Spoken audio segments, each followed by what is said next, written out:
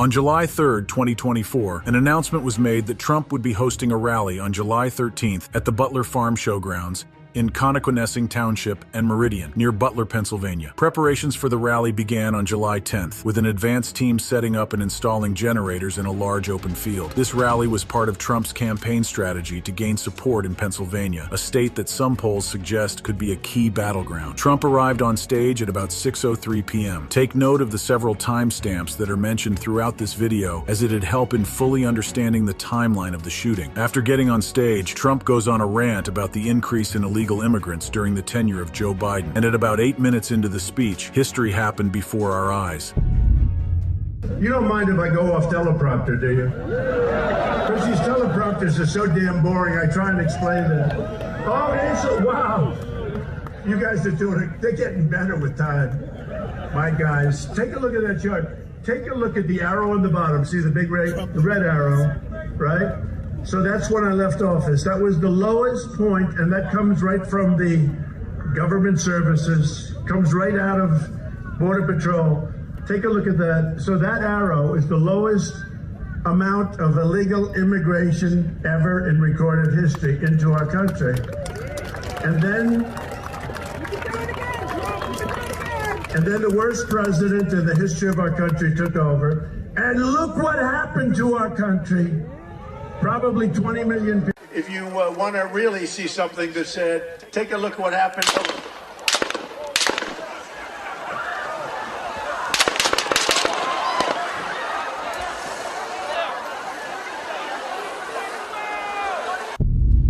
A total of 8 shots were fired into the rally by Thomas Crooks, injuring Trump and 3 attendees before being fatally shot by a Secret Service sniper moments later. As the gunfire rang out, rally-goers shouted, "Duck!" A public assassination attempt of this proportion has not been seen in the United States for quite some time. This is because the United States has had a reputation of being able to shut the problem down before it appears. But what really happened in this case? We're going to rewind time and do a deep dive into the entire factors surrounding the assassination attempt. From the multiple witnesses who noticed the shooter to the setup of the Secret Service counter snipers on the roof. This is one half of the Secret Service counter sniper team. This is the North team, and they are seen to be setting up. They're setting up their gear and machinery in their barn, which is going to be on the left side of the stage if you're facing the stage. This is the second half of the counter sniper team, the South side team. They are over here on bar number 14, which is on the right side of the stage if you're facing the stage. They are also clearly seen setting up with their gear. If imagining their location and vantage point is a bit difficult, here is an almost bird's eye view of the entire environment. If you're curious enough to ask which of these teams took out the Thomas Crooks, we have the answer. Watch carefully.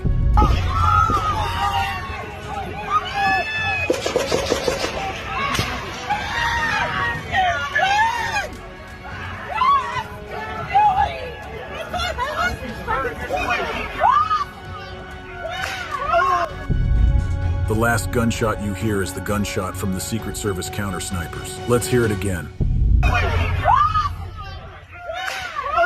Let's take a look at this for a second here. The 2 buildings on the far side are the locations of the Secret Service counter snipers, while the building just down here is where the shooter was perched. The yellow line represents the line of sight from the North team and the shooter himself, while the green line represents the line of sight from the South team and the shooter. As you can see, there's a tree obstructing the North team, but the South team seem to have a very clear line of sight, which means they are most likely the ones responsible for the shooter's death. Despite the Secret Service taking out the shooter, they are still under heat for the obvious security lapses throughout the entire ordeal. Secret Service Director Kimberly Cheadle acknowledged that her agency did not fulfill its duty to protect former President Donald Trump. During a heated congressional hearing, lawmakers from both major political parties demanded her resignation over the security lapses that permitted a gunman to climb onto a roof and open fire at a campaign rally. Cheadle faced hours of intense criticism from both Republicans and Democrats, frequently frustrating lawmakers by avoiding questions about the investigation during the initial hearing on the July 13th assassination attempt. She described the attempt on Trump's life as the Secret Service's most significant operational failure in decades and pledged to do everything possible to uncover what went wrong and ensure it never happens again. Cheadle mentioned that she had apologized to Trump in a phone call following the assassination attempt. Cheadle admitted that the Secret Service received 2 to 5 warnings about a suspicious individual before the shooting at the rally in Butler, Pennsylvania. She also disclosed that the roof from which Thomas Matthew Crooks shot from p.m., had been identified as a potential security risk days before the event.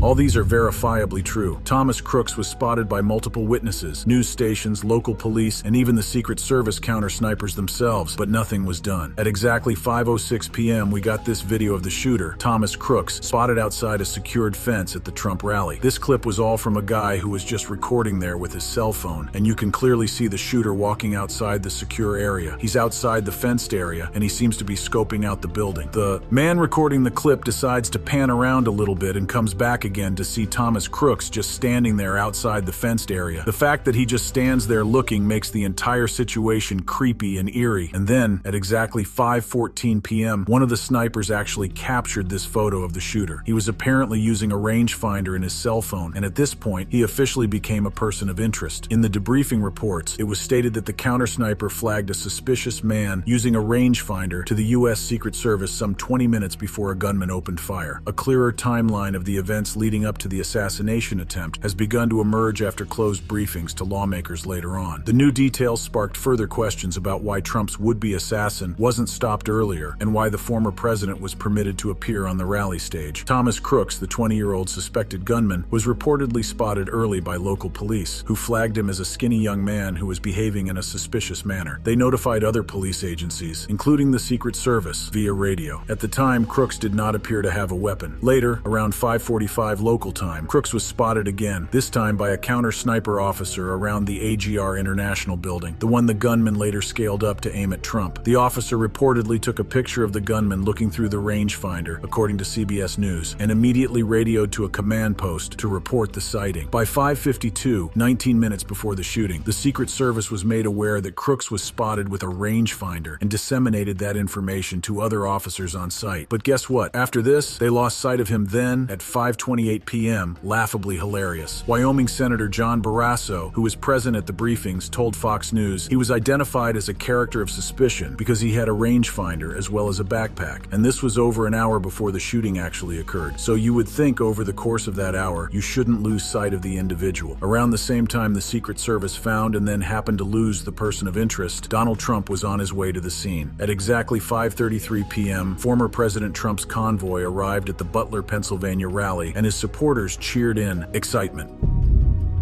Our President Trump is in one of those vehicles. There he is. We don't know which one, but we know he's there. The hour and moment was at hand. Thomas Crooks was ready to sign his name on the pages of history. He had borrowed his father's DPMS Panther Arms AR-15 style rifle, which had a 16-inch barrel and was chambered in 5.56 45mm NATO, a type described by federal officials as average for its kind and effective at the range Crooks intended. He then bought 50 rounds of ammunition from a gun store and purchased a 5-foot ladder before driving to the rally site with an explosive device in his car trunk. Crooks climbed onto the roof of a building approximately 400 feet north of the venue stage. This building housed 3 police snipers assigned to cover the rally, but none were on the rooftop due to manpower shortages. Crooks avoided security screening because his rooftop location was outside the Secret Service's designated security perimeter for the rally, according to law enforcement officials. Cross managed to evade the Secret Service officials, but he could not escape the common folk. He was extensively filmed and recorded by multiple eyewitnesses at the rally. Look, they're all pointing. The Atlantic, maybe the Pacific. Yeah, someone's on top of the roof. Look. There he is right there. Where? Right there, see him? He's laying down, you see him? Yeah, he's laying down. And son, I'm here with you fighting like hell to get a Senate. What's happening? And to make sure we take back the White House, because if we do, we're going to make America better than ever before. We're going to make it. Yeah, look. There he is. Easy, because we have millions and millions of people in our country that shouldn't be here. Dangerous. As Trump keeps on talking, things start heating up. Witnesses are trying to inform officers of the shooter, and some cops are seen mobilizing to the location. A woman seated in the bleachers looks back and notices this. During Trump's speech, this lady noticed that something was not quite right. Oh wow, where are they running to? This woman is sitting up in the grandstands directly behind Trump, and she notices again that there's several people running over toward the building where the shooter is perched. If you look carefully, you're going to get a very quick glimpse of it. Oh wow, where are they running to? Perhaps if the clip is slowed down and zoomed in, we'll see what sort of looks like a couple of cops running back over there from the lady's view. Now it is unlikely she can directly see the shooter from there because of that tree line, but you can see the police cars in the parking lot in the background underneath the trees. The climax of the entire situation was finally upon us. A collage of several clips was made to show what was happening in different areas during the shooting. Someone's old, and if you want to really see something that says,